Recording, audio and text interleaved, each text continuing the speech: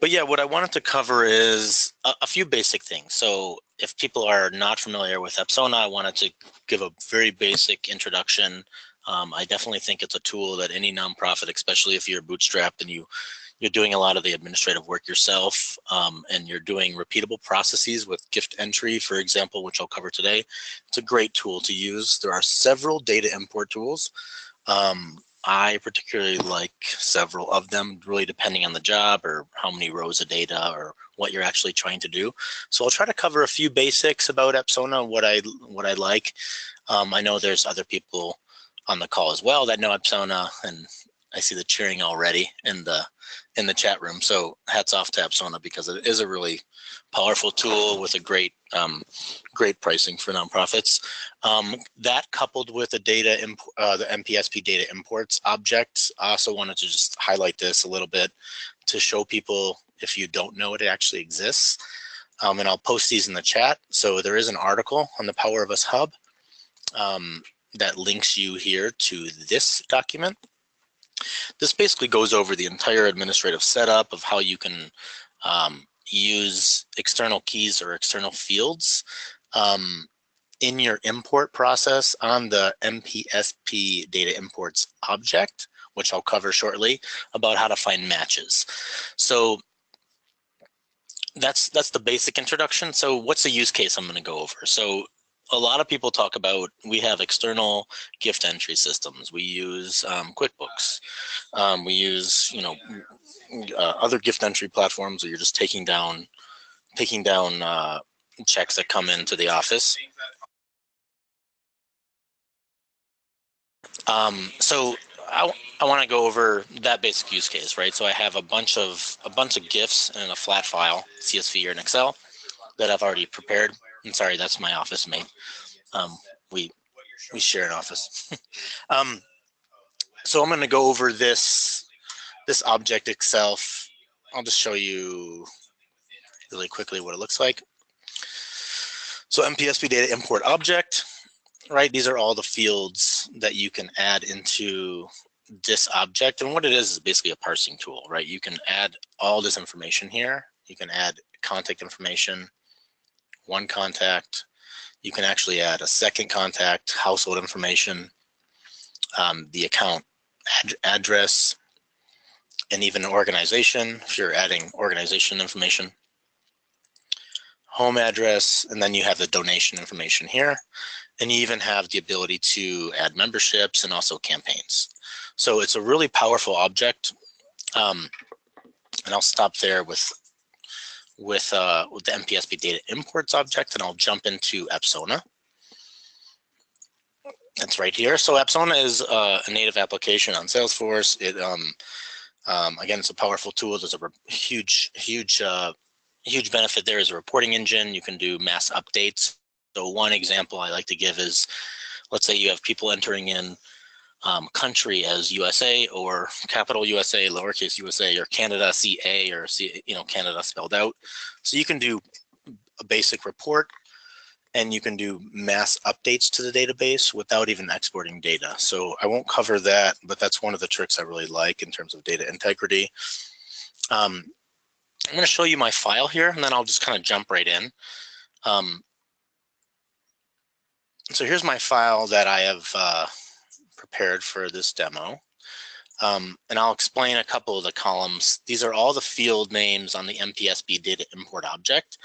So again, what I'm trying to do is just import this data to that object. There's several different tools, like I mentioned. Apsona is just one of the go-tos for a job like this. So the contact one donor ID, this is basically in my custom external fields on my contact record. It just identifies their external system. Let's say in this case it's QuickBooks or some other system. So these are my external IDs. For this demo, these are people that are already existing in my database. So once you have the people in your database, you really only need this field to do matching, and I'll show you that. That's one of the really nice benefits of using the NPSP data import tool, and I'll show you that. And these are actually new entries, right? So I have all this information about my donors, And you can see the fields. I have a donation name, donation information, payment information. And if you know NPSP, payment is another object related to the opportunities or donations. Of course, contact, first name, last name, email. And I even have a campaign name here for new donors, responded, and then even an address. So again, a lot of people use the NPSP data imports object for doing even data migrations, to let the NPSP run its magic with a lot of triggers behind the scene to parse out your data and to look for dupes.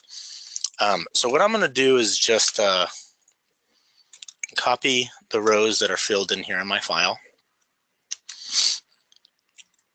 And I'm going to go to my Apsona interface here, right? Just select my tab, and then you can see that it sits inside of Salesforce. These are Salesforce tabs. These are Apsona tabs. I'm going to go to, oh, Siri is talking to me. I'm going to go to the NPSP data imports tab itself. And this is, I'm not going to give a full tutorial based on time of Apsona, but when you go to any object, you see there's a tools drop down, right? So I'm going to go to NPSP data imports, go to tools, import update. That's the action I want to perform. One of my favorite features, which it's kind of dorky, but you can actually paste your data into this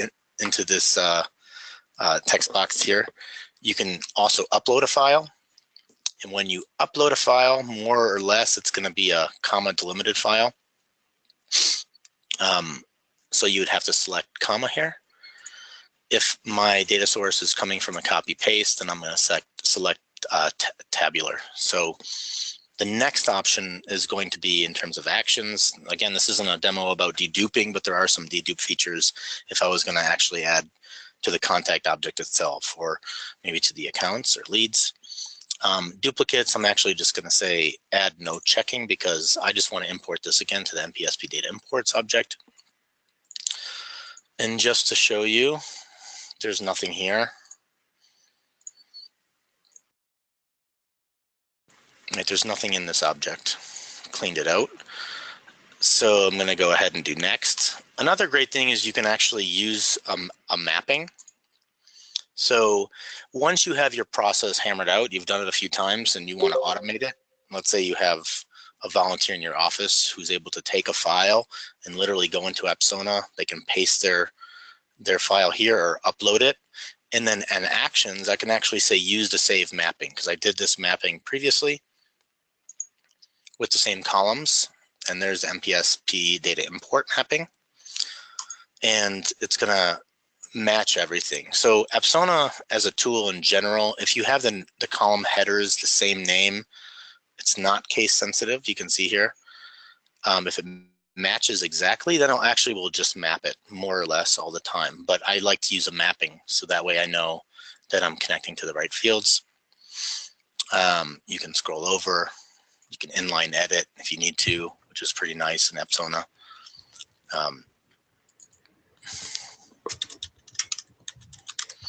Right, I can edit my file here. I'm going to go ahead and do next. You can either stop and show errors or omit the erroneous records. I don't think there should be errors. I'm going to go next. And then you have an output screen here that before you actually import, it's going to tell you what the action is going to be. 15 new records, 0 updates, and 0 duplicates, 0 rejects. Again, importing to the NPSP data imports object. I'm going to go ahead and select import. And it does spit out a file here that's going to show me, the first column will just be a record ID of the NPSP data imports, but I'm not going to use that because I don't really need that for this demo. I'm going to go ahead and reload this page.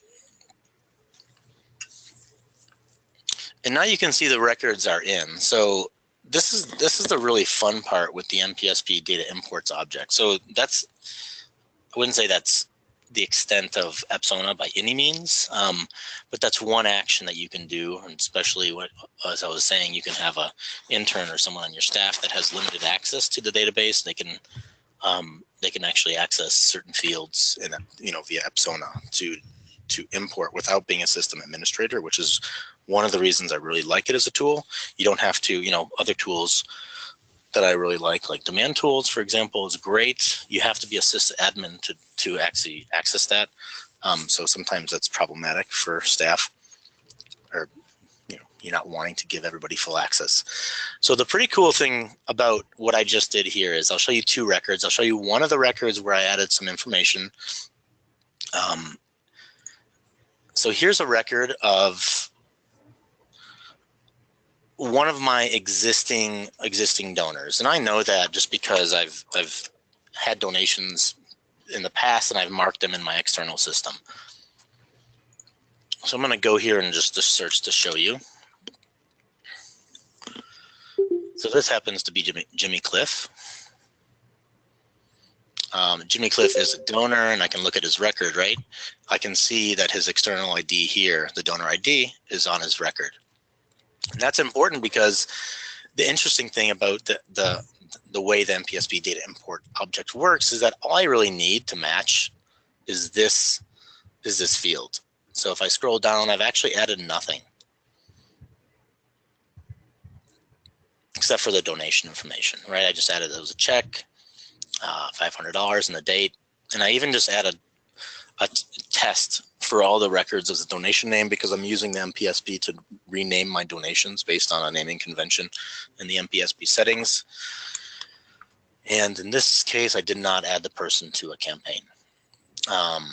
Alternatively, with one of these records, which I've added first name, last name, email, whatever information I've had, this is a different entry, right? There's email, and I think address even, yep, payment information, donation information, and then campaign, and even the campaign member status. So that's basically my two use cases, my existing donors and also my new donors. One thing to be aware of, if you have your external ID and the system finds a match, if you add things like first name or last name or email or address, it will override that information. I see something about my domain, interesting. So I'll go back to the import object. So even right here, this, if I choose import, this is actually loading up the standard Salesforce import tool, which is also great, which you can use also in addition to Apsona or some other tool. That's the wrong button. So I want to select this list view to be imported, and you can see all my records, and I'll show you what happens. So there's value information, and there's also a status. Status will be updated. So I'm going to go ahead and do start data import.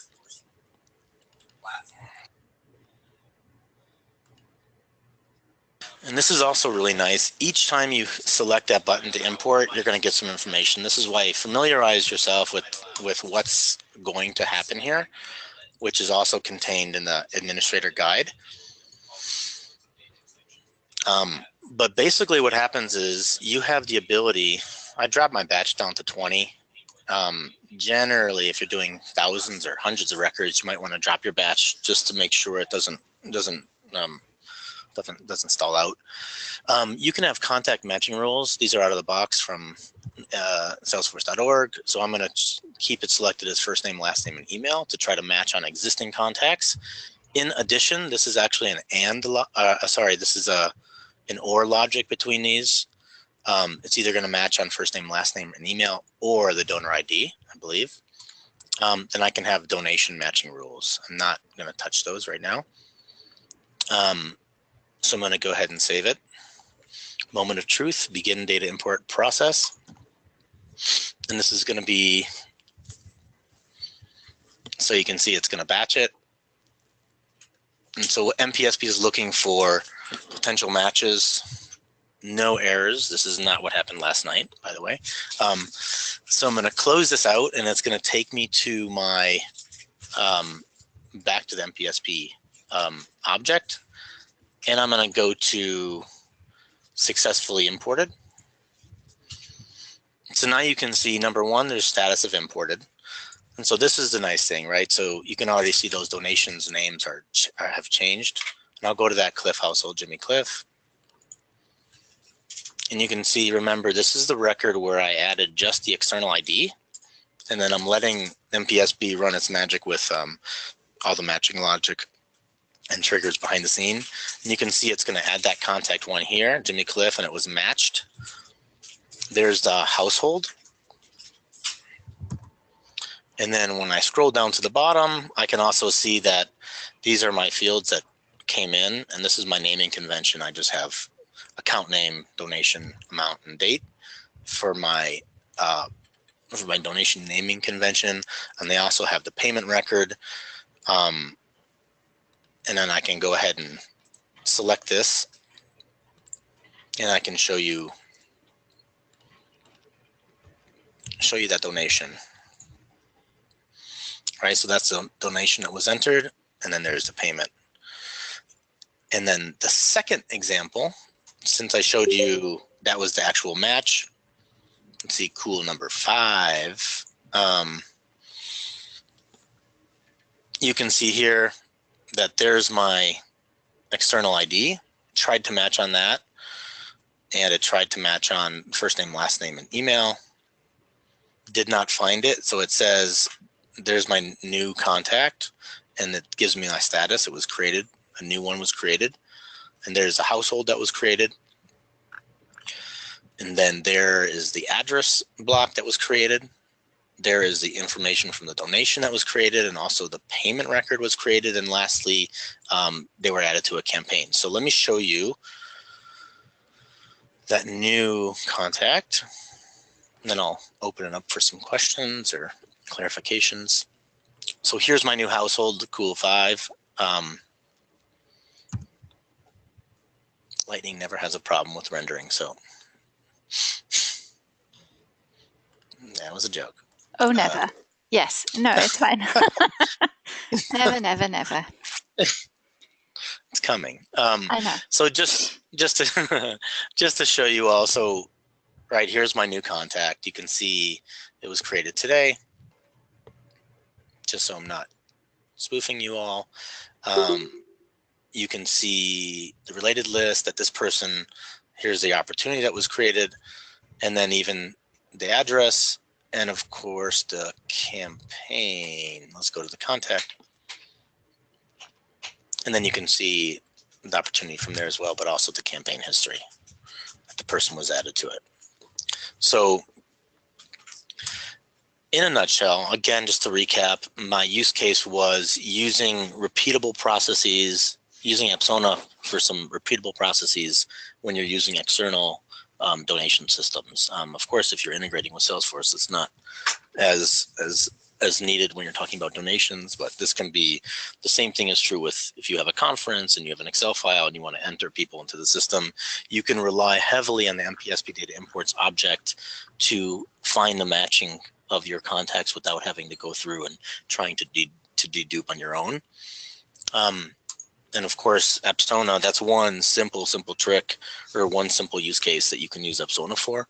But again, it's one of the strengths I see of Apsona over other powerful data import tools like data loader or demand tools is that you can limit your staff's access to objects and fields, and you can give really limited and repeatable processes. So I'll stop right there and see if anybody has any questions or any clarifications, but hopefully that was somewhat helpful and eye-opening for some. That was great. Thank you, Carmen. There are some questions, and we can come back to those. There's definitely been a question about batch size, but I think that's being covered. And I think that the data import magic is some more of David Habib, who is the developer who wrote Volunteers for Salesforce and many other great things. So yeah, let's just have a moment of appreciation for David Habib. Right. Yes. So, okay. So I think, yeah, there were questions about batch size. I think you make a very good point, Carmen, about Apsona. And there was, I think, it was one of the things that I thought. Perhaps could you just clarify that a little bit? You were saying about you can give staff access to particular objects. I mean, Apsona does require some configuration, doesn't it? I think it was Anne who mentioned that when you first have Apsona, you may not have the NPSP data import object included with Yep. Apsona. So could you just talk a little bit about configuration? Yeah, that's a good point. And so when you install Apsona, you're going to have a few base objects that are just so for example, this was contacts, accounts, and opportunities, and I'm going to go to settings. Also, it's browser based. So if you make any changes to, like you add a new field, for example, you need to go to Apsona and clear your cache because it has to re-render and basically just requery everything to see if you've added anything or deleted anything or changed any permissions. And Apsona has a lot of online tutorials and videos as well, but I'll go to configuration. So what I generally do is I would create a system administrator configuration. It's based on profile. And there's also the default configuration. So let's say I had another profile. I'm gonna go ahead and clone this, and I can say based on profile, let's say standard user. I can change the name, but I'll just leave it. And let's say all I want is, I don't know, people were just doing NPSP data loads. Right, I just want this object. So I can basically clear out everything.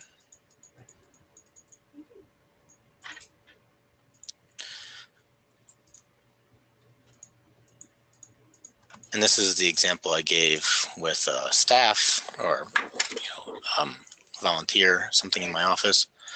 And then I have the actual field level. So maybe I don't want them to have access to all the fields. Maybe I just want, I don't know, the contact point information, donation information, but never address information. So you can control that here. And then I can go to next, and then I can select the tabs that are actually displayed. So it just walks you through a little WYSIWYG, selecting your objects that you want to display, select the fields per object. Let's actually add contacts and go back. So for example, actually, let's add contacts too.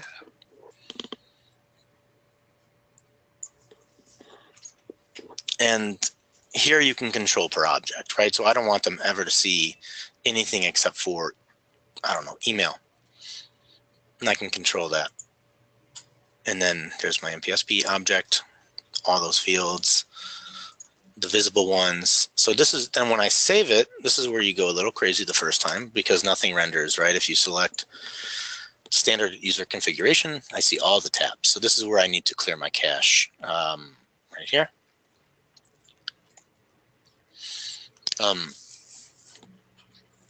So then you can assign, based on the profiles, now I can see I'm actually a sysadmin, but if I was a standard user, now if I came in, I'd only see this configuration here.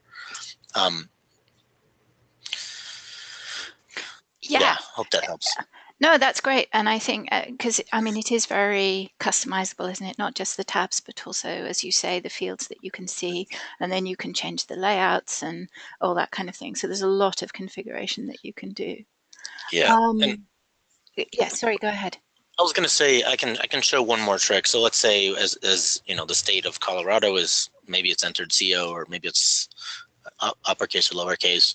So a really basic find and replace feature, I guess I would call it in Apsona, is I go to the contacts tab here, search, select more options, and I'm going to say contact. This is the object. These are the objects. And in some ways, Apsona gives you a little bit more flexibility with related objects. But I'll go ahead and do state. And I'll say mailing state. And I'll just say, you can see all the parameters here that you can use. And I'll just say starts with CO. Right now I can see all of my records that start with CO, and I can click on each one to see. So what I'm going to do is I'm going to change CO to Colorado, right? So here's my query, it returns 16 records. Now I can go back to my tools and say update all. And I want to update a field. What is it called? Billing? Wait, mailing state. Yeah. So mailing state province, and I'll just do Colorado. And I'm going to go ahead and update it, right? So this is how you can clean data. So now you can see it just updated. And I can go check this record here. And now it's Colorado, right? So this is a huge benefit. Again, because it's built on the UI, you can see a lot of changes immediately.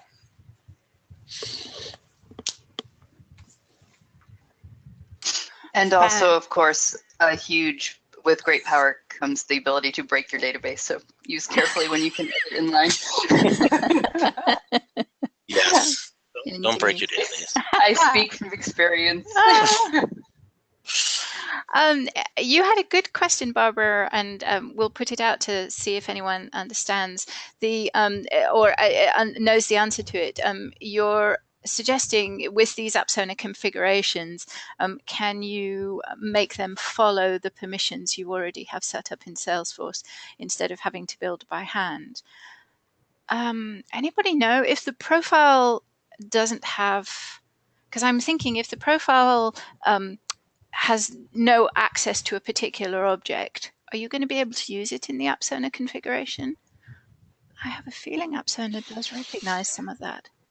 I mean, I'm sure when the person is logged in, but as the administrator setting it up for them, if I have three different, you get 3 licenses with the cheap, the lower cost license. And if I have 3 different people doing 3 different types of work and I need to set up a configuration for each of them, do I have to go through this clicky configuration thing, or can I just say, hey, inherit what they already have in Salesforce? They can't see contacts, so don't give them a contacts tab. I'm not sure if that's a thing in Apsona.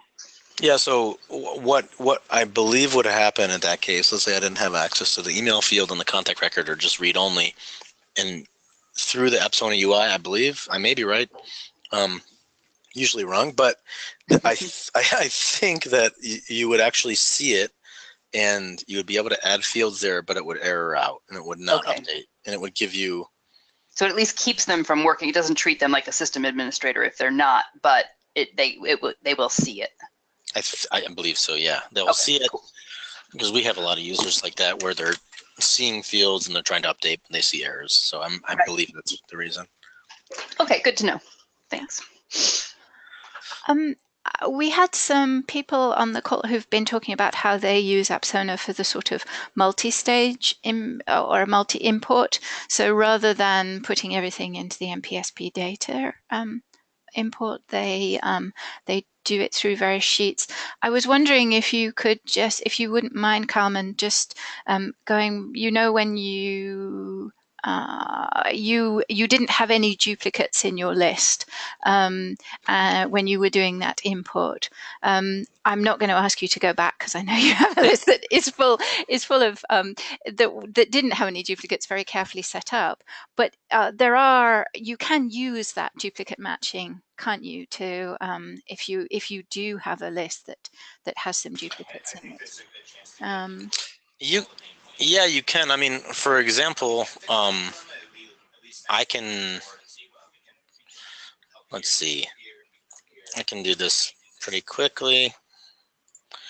So yeah, the first thing I would say is, you don't always have to use the NPSP data import object to import your records. You can rely on the power of Apsona to help you do duping per object. Now, the reason I used NPSP data imports object is because, number one, I want to have an audit trail of everything inside of Salesforce, right? When I go to NPSP data imports, I want to be able to audit this and look at my donations that were imported, when they were imported, by who, and you can see how it, what the results were right here. So I can see all my results, as opposed to seeing my success file. There are times, for example, where I'd want to just use, let's just say, I'm going to show you what I'm doing here. Like, I can just import this first name, last name, preferred email, and personal. Right, I'll just add this right here. So let's say I wanted to import just to my contacts. I had an event, and now I have a list of first name, last names, and emails. Now I can go to the object contacts. I'm already here, and I can go to tools, import update, and I can actually paste my information here. And now I can, this is really another one of the really great features in Apsona. I can have duplicates based on whatever parameters that are coming out of the box, or I can create my own, right? So it doesn't know which external IDs I have, or maybe I just want to do it based on, I don't know, some other field combinations. In this case, I'll just use email. I want to say import these new records, but reject duplicates based on email. Remember to select tab if I'm copying and pasting.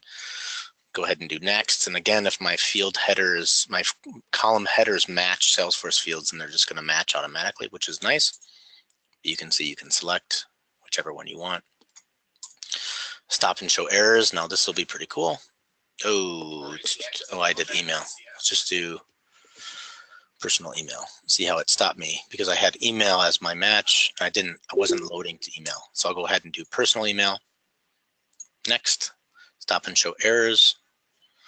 And now it's going to say this person is a match of an existing contact in Salesforce. Now what I can do is I can X out of there, go ahead and omit the erroneous records, do next, and it's going to tell me here in my output. So even before I load my data, I'm kind of spoofing Apsona in the sense of like I'm just using it to match existing records. I can actually download my matches, download that file. And what it just did, which I also love, is it said, well, first of all, if I tried to import, it'll reject them. It told me that. So I downloaded my match results to see what was going on. And it says, well, here's your contact and here's their IDs. So we all know for importing data, it's never easy to just grab IDs for matches, but Apsona just gives you that. So without even importing, I can dedupe in a sense on one table at a time. So that's another use case. I hope that answered or kind of answered the question.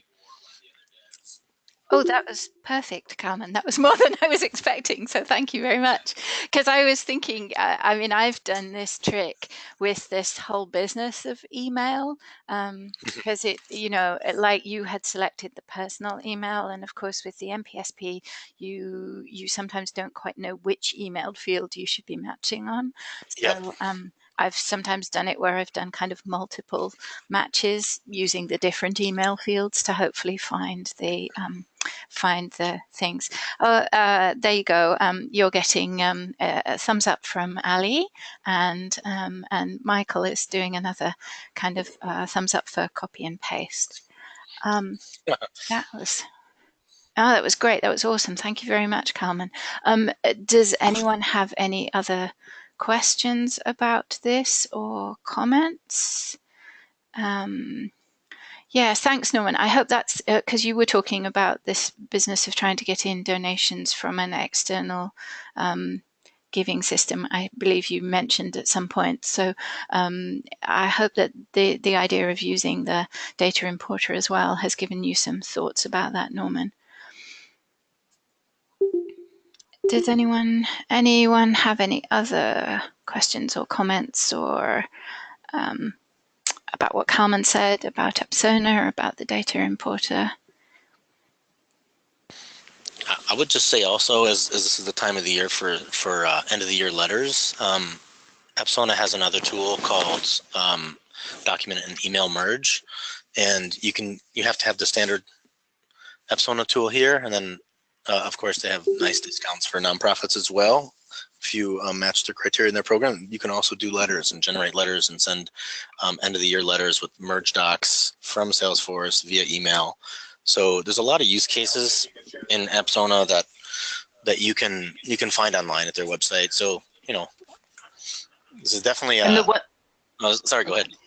Oh, the one thing that merge tool I really like is it handles really well and actually a lot easier than some of the other tools like Drawloop or Conga merge is you can have an itemized list. So Apsona can put into your letter all of the opportunities and it'll find them for that person. It has that feature, which is really nice. So a related list can end up in a merge. Yeah, exactly. That's a really great feature.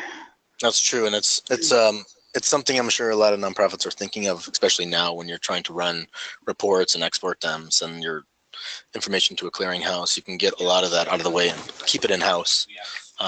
That's always my advice, is to look at tools on how to keep it in-house and control your own workflow.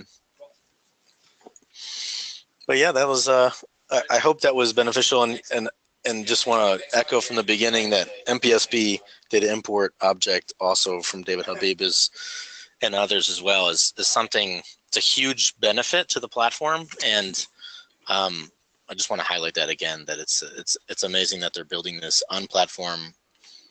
As they roll out the licenses to us and nonprofits, that we get access to this as well. It's a pretty great feature. And let's indeed do a shout out to we're doing shout outs to the Apsona team, who I think a lot of people, until you get to know them, you don't realize that it's actually only 2 people. There's Shrindar, who does the development, and Sadhna Dutt, who handles all the service and support, and they are an amazing pair of also community contributors. Agreed. Yeah.